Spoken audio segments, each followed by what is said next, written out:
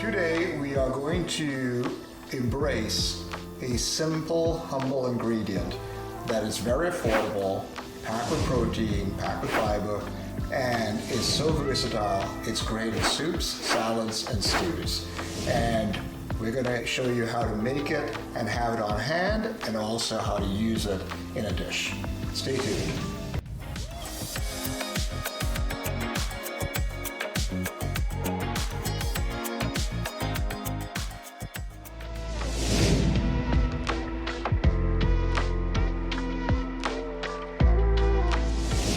Greetings everybody, I'm Brian Singh from Brian's Table, and today we are going to explore the humble lentil bean. Yes, this legume, it is so versatile, and it is packed with iron, protein, and fiber, and it is a lovely thing to keep in the pantry because you can literally turn around an entire meal cooking these and in a soup or stew within half an hour. Beans have always been a part of my life. I have lived on fixed budgets as a student, and I was house poor for many years, and beans have been quite the savior for me. So in this day and age when we live amidst inflationary pressures, beans are a very affordable way to get the protein you need and satiate your appetite on a budget. Lentils are ubiquitous. They can be found in grocery stores all around the world. Oddly enough, one of the largest sources of lentils can be found right here in Canada. Saskatchewan is one of the largest growers of lentils. But lentils can be found in cuisines all around the world. In France, you have the wonderful black dupuis lentils, which go wonderfully as a side with lamb. In Umbria, in Italy, they have lovely lentils that go in some of their dishes there. They use them in soups and stews as well. If you go to India, they turn lentils into dal.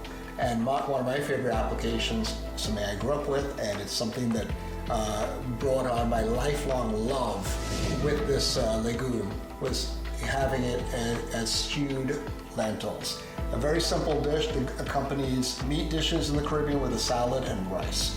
But to me, lentils were always the star of the show, and I have taken that and now I have modified some of that approach I've learned in the Caribbean into something that I could use ubiquitously. That's a hard word to say, isn't it? I could use ubiquitously throughout a number of different cuisines in creative ways. Well, let's now move on to my base lentil recipe. Let's go over our ingredients first. Obviously, we need lentils. I'm going to use the green lentils, and one of the nice things about these is that you do not have to soak them overnight.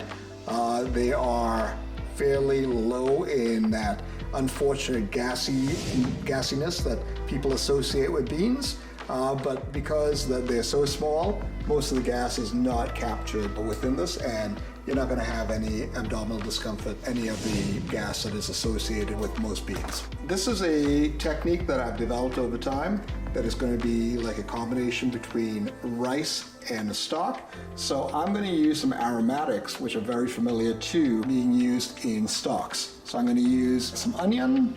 I have that left over, so this is a really good reason to use it up. We're going to use a little bit of celery. And keep in mind, it's always good to get celery with the leaves. I'm going to use these leaves in the soup later on in this video. And the other elements that are very familiar to those who make stocks, bay leaf and also English thyme. I do have a couple cloves of garlic because it's always good to get those aromatics in there. And we're going to just round it out with a little bit of salt and pepper. As I said before, we're going to use a combination of two techniques. One is a rice technique. And for those of you who know how I like to cook rice, my heat diffuser is one of my best friends. It is cast iron, it holds on to heat, and it releases the heat in a lovely, slow manner, which really works for this recipe. So I'm going to start by putting this on the stove and getting it nice and hot to receive the lentils when they come to boil, when I put them on the stove. Let's move on to the lentils. As I said, we're going to use a stock technique here, where I'm going to use this small pot, and I'm going to load it up with the aromatics. First thing, just take the whole onion, make sure it's clean, put it in there. Let's now go with the celery. I'm just going to cut a stalk here Put that back, cut that in half, and put that in the pot. Couldn't be easier. Now we're gonna put the garlic. Let's just give her a smash. Cut off the ends. Crush. Let's get the skin off. And put that in the pot. And the next one after that is the bay leaf. Just one bay leaf would do. I love having bay leaf around. It just adds a wonderful brightness to many dishes, especially soups and stews. It is one that is used often in professional kitchens that we at home could benefit from. It also brings one of those wonderful in-between flavors that I so love, that bridges the flavors of the aromatics with some of the herbs. Next thing I'm going to put in is going to be some English thyme. Whenever you get thyme, always try to buy fresh thyme, even if it's in summer, and dry it out. It's lovely to have just these stalks around, and what I love is when it dries out, you can just get the leaves, which collect at the bottom of the bag, and just put it in the pot. And Bob's your uncle is good to go. So that is all of your aromatics that you need for this recipe. We're gonna put, let's put about a little bit of salt in there. It's always good to salt your food to bring out some flavor. And I'm gonna do some pepper. And the last step is gonna be adding the lentils and water. I'm gonna cook 1 cup of lentils. I know. You know, it's funny, we all have these implements in our kitchen that we've had that you have no idea how long you've had it for, but I do remember how long I've had this for. I bought this with a immersion blender back in the 90s when I first got my first house in 1992, and I have it since. So this is 30 years on, and it still serves me well, and I use it quite a bit for just measuring wet and dry ingredients. So as I said, we're going to do about a cup. This is a very forgiving recipe, so exact measurements are not really required. And what's critical at this stage, give your lentils a rinse, put it in a strainer, put it on the tap. Get in there. Make sure that you get out any dust and any dirt that may be there. Most lentils do come washed already, so don't sweat it, but it doesn't hurt to take your cooking hygiene to a new level by making sure everything's clean. Stick that in the pot. And because I said it's again a very similar to a rice technique, I'm just going to use 2 cups of water, put that in there, and that's it. We're ready to go to the stove now.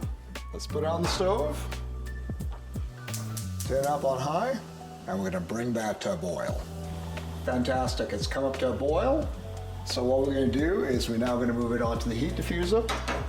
Always make sure to turn off that flame. As you can see, it's bubbling lightly there. We're gonna turn this down to low, and we're just gonna put the lid on, and we're gonna put the time on for 30 minutes. And within that time, we should be done. And you're gonna have some lovely lentils. While we are cooking those lentils, I actually do have some lentils on hand, and I'll show you what they look like first. They are toothsome, they're firm, and I picked out obviously the carrot as well as the celery and the bay leaf, and I did keep the garlic in here. I find it does give a good flavor, and it's also good to reuse the garlic. So we're going to now use this in a soup. So I took the liberty now. I just treat this soup as my glorious fridge and pantry raid. I go through my pantry and I get a little bit of chicken stock, always good. I have some herbs. For this one, I think I'm going to use some marjoram, maybe a little bit of rubbed basil, and I also have some oregano, and obviously some salt and pepper. But in terms of veggies, I'm going to use some of the typical ones that you expect anytime that you're going to use a soup base. I'm going to use some onions, I'm going to use some celery, and I'm going to use some carrot. So the Holy Trinity that is used as mirepoix in a lot of dishes around the world. But I also had some smoked sausage. This is beef and garlic sausage. I got right from my local farmer's market here at Regina's Fine Meats. If you're in Calgary, I highly recommend them. Can of tomatoes. This has some Italian seasonings in it, so I'm just going to be light on that with the other seasonings I'm going to be putting in. And I also found in the freezer some chopped spinach. So I'm also going to add that. Why not? So this recipe is based on an Italian dish called pasta fagioli. And one of my greatest experiences was I had some friends in Bologna, and they took me up to Abruzzo, this restaurant in the hills. They were, you wouldn't know this building was there, it looked like an old church hall. And you go in there and there's these long tables on trestles and benches. It only opens maybe 1 or 2 days a week, and they only serve 4 things. And pasta fagioli was one of them, and it created such an impression on me. I always felt that I'd love to be able to have that and those flavors in a soup. So I'm going to recreate what I experienced there with the soup. And hopefully you would recreate it too, and you realize this is a wonderful base dish. Keep in mind whenever I use some of these ingredients that some of these things could be interchangeable. Like for instance, you don't have to use lentils, you can use cannellini beans. You don't need to use smoked sausage. If you have some pancetta, that works well. If you got some chicken, works well too. It's up to you on what you want to do. All you need to do is get your ratios correct. But most of the times when I'm talking about ratios, it's things in terms of how they fit together and how you want to experience that dish.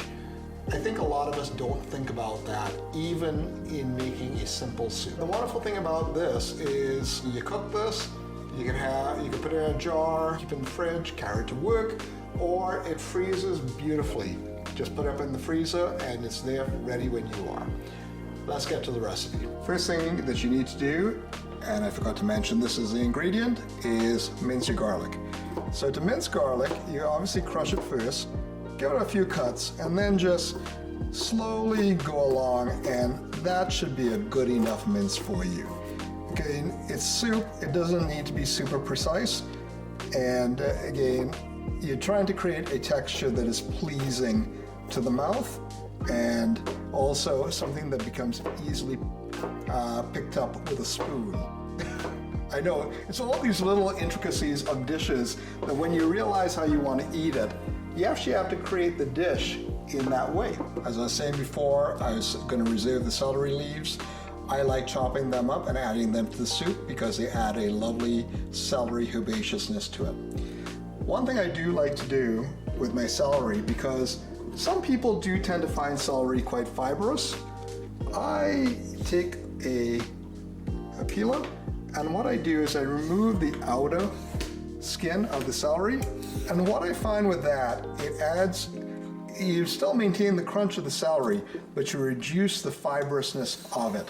So just along the ribs here, on the inside, and these on the outside, and your celery is going to be a lot easier to work with, but also a little bit more pleasing to the palate. So I'm going to cut this into 3 here, and then what I'm going to do is I'm going to chop that up and add that to my bowl, and that's really all you need to do with celery. Now for carrots, if you notice here, all of my vegetables all are in very precise shapes. What that does, it helps them cook evenly, but it also adds to the texture of the soup. Too many times we don't think about the texture we want to experience when we are having a soup. So each one of these things, when you do think about how they're going to be on the spoon and they're going into your mouth, and in what quantities and in what combinations, everything from the lentils to the onions to the potatoes, even down to the carrots, all have a shape and size that allows it to cook quickly, as well as everything going to cook evenly, so that way when you have the soup, everything is in harmony. Let me show you how I like to cut my carrots. So what I do is I cut lengthwise after I cut it down. It takes a little bit of time, experience to get it down to this, to actually cut the carrots like this. So I'd usually cut them in 3, and then I just cut them into small cubes like this. Not quite cubes, but you get the picture. They're all about the same size, and that is one of my little techniques that I've learned over the years, that even though it requires a little precision and practice, it does save you a lot of time and effort in making sure that you are getting carrots that cook evenly and work well within a dish. If you want to go through your fridge and rate it, this is when you take your celery, which may have a little brown on it, or the carrots that may be starting to go a little limp. It's a wonderful dish for that, and that's what soups are great for. Just extending the life of those ingredients that you think that you are ready to throw out, you can make a delicious soup out of them. Let's get to the stove. This recipe goes in 4 stages. The first stage is to cook the sausages. So we're going to bring this pot up to heat, because again, hot pot, cool oil, that's what you want. I like using a decent quality olive oil. Don't necessarily have to use your best stuff, but always make sure that if you're going to be using olive oil, try to get a good quality one in a dark colored bottle, and always make sure that you look at the geographic markers to know that you're getting a quality product. This one is from Greece, and it has all the superior categories on here, and because I bought it from a reputable place, you know you're going to get something fairly reliable. So let's just coat the bottom of this pot now that is at temperature with a bit of oil. I was going to say that's about 3 tablespoons. As you can see now, the oil is starting to shimmer, and it'll just start to bubble just slightly. Make sure your pot is coated at the bottom. And this one, because of its forgiving nature, you don't need to let this one come up and start to smoke. At this point, we can put the sausage in. Again, we don't need to be absolutely precise on this. And what you want to do at this point is just to get a light char on the sausages all around. So that way, you're going to get a little bit of burning of the sausage on the bottom, which creates a bit of fond, which adds a lot of flavor to the soup. So again, we're trying to invoke, as I've discussed in previous videos, the Maillard reaction. As you can see here now, the sausages are starting to have a bit of a char on the outside. You see those darker bits? That's great. Now we're going to go to the second stage where we're going to add all of our harder, firmer aromatics. So this is where we put in all the celery, carrots, and onions, and the garlic too. So what you want to do now is mix that all up. At this point, we're going to put the lid on, and we're going to let those aromatics sweat and become a little more tender. At this point, we need to season our soup, and we always do it at the base before we add the stock. I just added a little combination of marjoram, rub basil, and oregano. Gonna add a lot of black pepper here. This way, what we're hoping to do at this point, I should say, is when the oil is frying at this point, and you want to be able to leverage the fat and to bloom your dry spices. So that way, when they're in here, they're distributing themselves evenly throughout the soup, and that way you're going to get that flavor permeating all the way through in every bite. Let's give that a stir.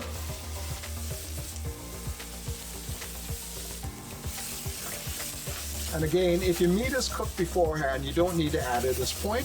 You can add it after you've added the stock or add it at the very end.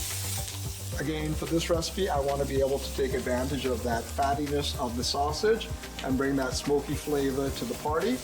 And also use up some sausage I had in my fridge. Okay, we're all seasoned up here. We're just going to let that sweat a little bit more, and then we're going to go on to the next stage. Let's take a look at where our aromatics are at. As you can see, they've given up most of their water. There's still a bit of steam coming out, but they are starting to sizzle at this point. So that's just telling me that They've given up their water and they're now ready to accept the next stage. At this stage, we're going to be moving and adding our potatoes. Now we add our tomatoes.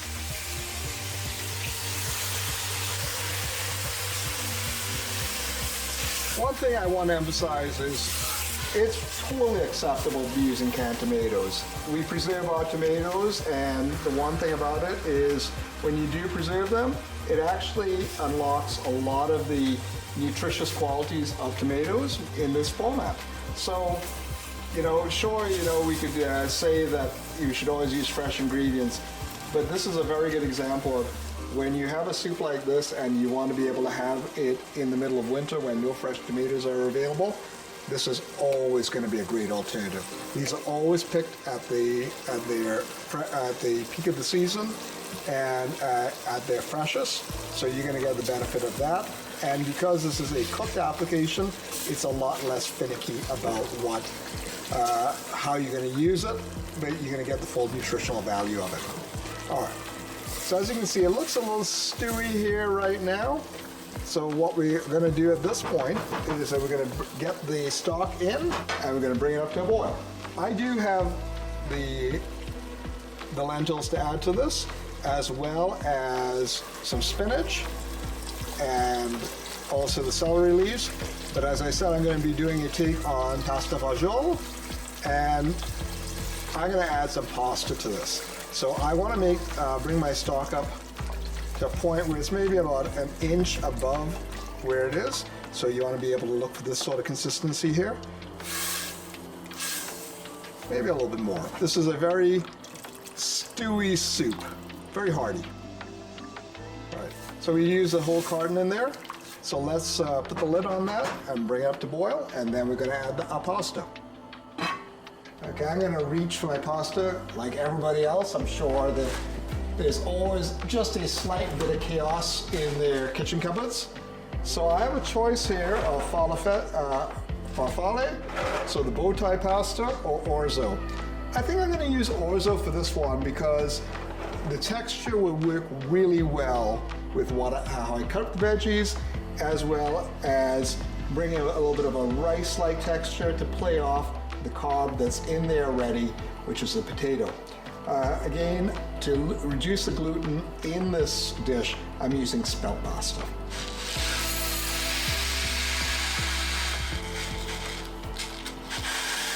Okay, let's check the pot. Oh yeah, we got a good boil going here. Let's add our orzo. That way it's going to be going into a boiling pot, and by the time that's finished cooking, we're going to be almost done. At this point, as much as I can put the lentils in here, I'm going to wait till the very end because they are cooked, and that way I can add the fresh herbs. I did find some parsley in the fridge, so I'm going to add that to the celery leaf, and that'll give it a bright note. Let's let that boil a bit. And then we're going to add fresh herbs and lentils shortly. And at this point, we're just going to turn down the stove. And it doesn't need to be precise. Just some nice freshness that really add a lot of good flavor to the soup. So our orzo is about halfway done. Let's take a look. At this point, it still has a little bit of firmness to it. As you can see, it looks like rice in here. I'm going to add the spinach now. And we're going to just break it up in here. I could have added it earlier, but I want to maintain the integrity of the spinach. So therefore, we can get its beautiful, bright green notes that it brings to the soup. As you can see, as it disperses, it makes its presence felt. And at this point, I'm going to add the lentils. Sure, let's just slap that in. Let's do about, let's see, that's about right. Let's take a stir. Let's bring that back up to temperature. And we have one hearty soup in the making here. And the last thing I'm going to do at this point is I'm gonna add the herbs. Sure, herbs are best when they're served fresh on the soup, but for these tend to be a little bit woodier, the celery leaf and the parsley especially. So I just want to be able to make sure they get cooked down a bit. So by the time this comes back up to boil and cooks through, we will have a one hearty soup. Our soup is done. Let's go and get it from the stove. There's going to be a lot of steam coming off of here. But look at that. I will admit this soup will taste better tomorrow. So this is a great soup that if you want, make it a day ahead, put it up in the fridge, pre-portion it, as I said before, take it to work. Your co-workers would be wondering what is that delicious smell coming from the office microwave, or just freeze it. So this is how I like to serve it. I'm just gonna put a little bit here in my bowl. As you can see, it's very hearty. Got a little bit of that stock in there. I like to have it with a squeeze of lemon. Bring a little acid to the party, a little fresh hit of acid there, and a little bit of Parmigiano Reggiano. So just grab some. Again, don't need to grate up on time, just grate to order. Get a little bit on top there. That's gonna add a bit of salt and umami. And I will commit the cardinal sin of adding pepper before I taste it, but I know the pepper will go well. I've made the soup before. Excellent. Okay, go ahead. Okay. As you can see here, you see your potatoes, you see your spinach, you see the lentils in there, you see how the tomato has broken down in here, and you just got a lovely balance of ingredients. Let's see how it tastes. And this is a key to it. When you look at it on the spoon, every ingredient you can see separate. That's always important. You want to make sure you can taste every ingredient. Never forget that.